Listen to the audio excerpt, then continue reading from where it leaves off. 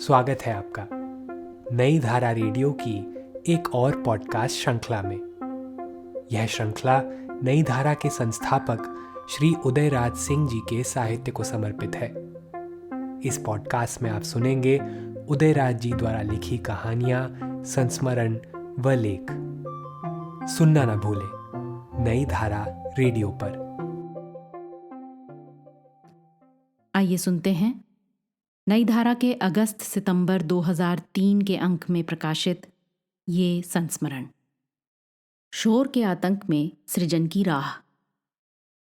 शोर में सृजन नहीं होता, उसके लिए एकांत चाहिए।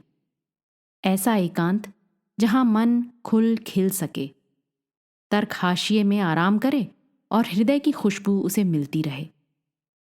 मन के खिलने से ही कल्पना को उड़ान भरने में सुविधा होती है। कल्पना मन की सखी जो ठहरी। सखियों का नर्तन तभी सुहावना होता है जब चतुर्दीर्घ सावन की हरियाली हो। देशकाल की चिंता में किसी समय की राजनीतिक चेतना को मुखर करने के निमित्त भी एकांत चाहिए, उसकी सृजनात्मक अभिव्यक्ति के लिए।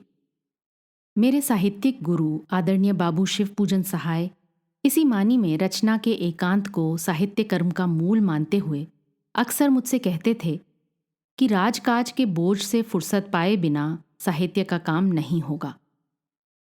मेरे पूज्य बाबूजी राजा राधिका रमन प्रसाद सिंह मानसिक स्तर पर राजकाज के इस शोर से मुक्त होकर ही दरिद्र नारायण जैसी कालजयी कहानी की रचना कर पाए थे, और मैं भी राजकाज के शोर शराबे से जल्दी ही बाहर निकल आया था। अब ना वो राज रहा, ना उसके काज के बोझ का शोर। फिर भी मैं महसूस करता हूं कि रचनाशीलता के लिए जिस एकांत की अपेक्षा होती है, महानगर में उसका चिर अभाव है। अभी अभी मैं दिल्ली से लौटा हूं। वहां 16 जुलाई को मेरे बड़े भाई का प्रथम वार्षिक श्राद्ध था, उसी में शामिल होने गया था। पिछले वर्ष जब उनका निधन हुआ था, तब आकस्मिक सूचना होने के बावजूद प्रतिकूल परिस्थितियों के वितान में ऐसा उलझा पुलझा रहा कि चाहकर भी उनके अंतिम दर्शन करने नहीं पहुंच पाया था। इस बार भी परिस्थितियां अनुकूल नहीं थीं, लेकिन मैंने भी अपने को उसके अधीन होने नहीं दिया। प्रभु की कृपा और पत्नी शीला के सहयोग से पहुंच ही गया दिल्ली। वहां ग्रेटर कैलाश स्थित अपने बेटे समीर प्रमथराज सिंह के आलीशान बंगले में ठहरा। वहां बंगला उसकी कंपनी ने उसे रहने को दिया है। वहां मुझे कोई असुविधा नहीं हो, इसका पूरा इंतजाम मेरे बेटे ने कर रखा था। वो बंगला मुख्य मार्ग पर था। जिस कमरे में मैं था, उसमें बाईं ओर की खिड़की के खोल दिए जाने पर उस पार की पूरी दुनिया मेरे सामने अपनी तमाम खूबसूरती के साथ साकार हो उठती। पहले दिन तो मुझे कोई दिक्कत नहीं हुई, किंतु अगले ही दिन से परेशानी होने लगी। होता ये कि सुबह सकारे चिड़ियों की आवाज़ के आने से पहले ही सामने की सड़क गरजने लगती। मोटर गाड़ियाँ, बस, टेम्पो, स्कूटर आदि पक्की सड़क की छाती पर चिल्लाती हुई दौड़ती। यदि खिड़की और दरवाजे बंद नहीं करवा दिए जाते तो कान के पर्दे ही फट जाते। खिड़की से बाहर दिल्ली की जिस खूबसूरत दुनिया को देखने की हसरत मेरे मन में होती, वो मन में ही रह जाती। उफ, इतना शोर! कैसे रहते होंगे लोग दिल्ली में। मैं जितने दिन दिल्ली में रहा, मेरे कमरे की वो बाईं ओर वाली खिड़की बंद ही रही। किसी किसी दिन तो मैं घुटन महसूस करने लगता और मेरी तबीयत बिगड़ जाती। दिल्ली के शोर शराबे ने मुझे बहुत परेशान किया। पटना के खुले परिवेश में रहने को अभ्यासी मेरे मन को दिल्ली के बंद खिड़की दरवाजे वाले बंगले में रहने को अभिशप्त होना पड़ा। दिल्ली की साफ सफाई मोहक है, उसे हरा भरा बनाने का यत्न भी किया जा रहा है, पर शोर के आतंक से अब भी मुक्त नहीं है दिल्ली। वहां की घनी आबादी वाले इलाके में तो लोगों को और परेशानी होती होगी। ऐसे में कोई सृजनशील साहित्यकार कैसे लिखे और क्या लिखे? जो आलीशान मकानों में ना रहकर फ्लैट या सड़क किनारे के मकानों में रहते होंगे, उनकी हालत तो बहुत ही खराब होगी। फिर भी सर्वश्री कमलेश्वर, राजेंद्र यादव, विष्णु प्रभाकर, रामदरश मिश्र, निर्मल वर्मा, अशोक वाजपेयी, भगवती शरण मिश्र आदि नामी गिरामी लेखक उसी तुमुल कोलाहल के बीच लिख पढ़ रहे हैं। ये सभी सचमुच वाहवाही पाने के योग्य हैं। लेखन के प्रति उनकी एकाग्रता यानी कंसंट्रेशन का मैं लोहा मानता हूँ। मेरे जैसे व्यक्ति के लिए, जो पटना जैसे शहर में रहता हो, दिल्ली के माहौल में लिखना पढ़ना एकदम संभव नहीं है।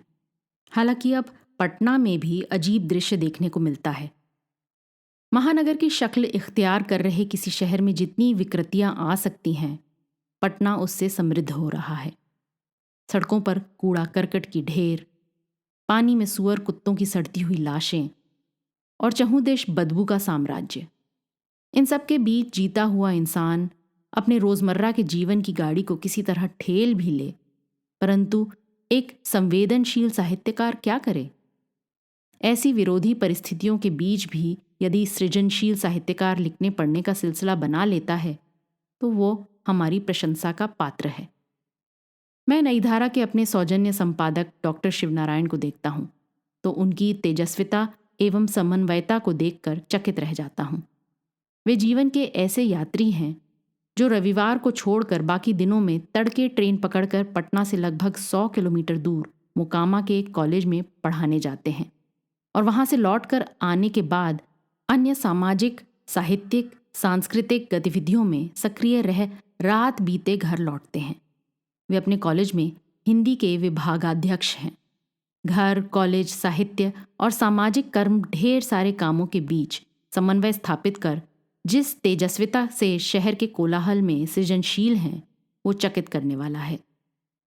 उनकी तरह और कितने ही साहित्यकार शोर में भी सृजन का पथ प्रशस्त कर पथिक बने हुए हैं। लिखने पढ़ने का अनुकूल वातावरण ना रहते हुए भी जो सृजन की राह निकाल लेते हैं, वे ही दूर की यात्रा भी तय कर पाते हैं। शोर शराबे के बीच रहकर भी जिनमें रचनात्मकता का आग्रह होता है, वे कई तरह का काम कर ले सकते हैं। यदि वे किसी नौकरी में हैं तो अवकाश प्राप्त करने के उपरांत ही वो किसी सीरियस लेखन पाठन का काम कर सकते हैं। लोग कहते हैं कि जीवन में एक ऐसा उत्तम समय आता है जब लेखक अपनी कलम से अनमोल रचनाएं साहित्य को देता है। मेरे पूज्य पिताजी स्वर्गीय राजा राधिका रमन प्रसाद सिंह की हिंदी की प्रथम कहानी कानों में कंगना, फिर हिंदी को दिए उनके अद्वितीय उपन्यास राम रहीम, पुरुष नारी, नारी क्या एक पहेली, पूरब और पश्चिम, चुंबन और चांटा आदि में उनके जीवन की अद्भुत प्रतिभा का जो अवलोकन होता है, वो बाद की उनकी रचनाओं में नहीं मिलता। इसलिए इन सब तथ्यों के आलोक में मुझे कहना है कि आज की परिस्थितियों के बीच बड़े और छोटे शहरों में लिखने पढ़ने की कोई अनुकूल स्थितियां नहीं हैं। फिर पुस्तकें, खासकर हिंदी की पुस्तकें, इतनी कम संख्या में बिकती हैं कि उनकी रॉयल्टी से कोई लेखक जी नहीं सकता। विदेशों में तो लिखने पढ़ने के प्रति माहौल इतना सम्मानजनक है कि कोई लेखक अपनी रचनाओं की रॉयल्टी से ही उन्नत से उन्नत जीवन जी सकता है। फिलहाल अपने देश में वैसी स्थिति नहीं है। लिखने के लिए जो उन्मुक्त और दूषण रहित माहौल लेखक को चाहिए, वो यहाँ संभव नहीं है। हमारे राजनेता और बुद्धिजीवियों को इस दिशा में कुछ सोचना चाहिए। इस बार की अपनी दिल्ली यात्रा में वहाँ के शोर के आतंक से मैं इतना घबरा गया कि तत्क्षण ही अपने शहर को लौट आया। एकांत यहाँ भी नहीं है, किंतु अपने परिवेश में रहने का सुकून तो है। यही क्या कम है? इस पॉडकास्ट को सुनने के लिए आपका धन्यवाद।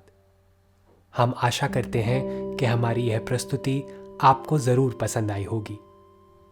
अन्य पॉडकास्ट्स, वीडियो इंटरव्यूज़ आदि के लिए नई धारा को सभी सोशल मीडिया प्लेटफॉर्म्स पर फॉलो करें। जल्द ही आपसे फिर मुलाकात होगी। धन्यवाद।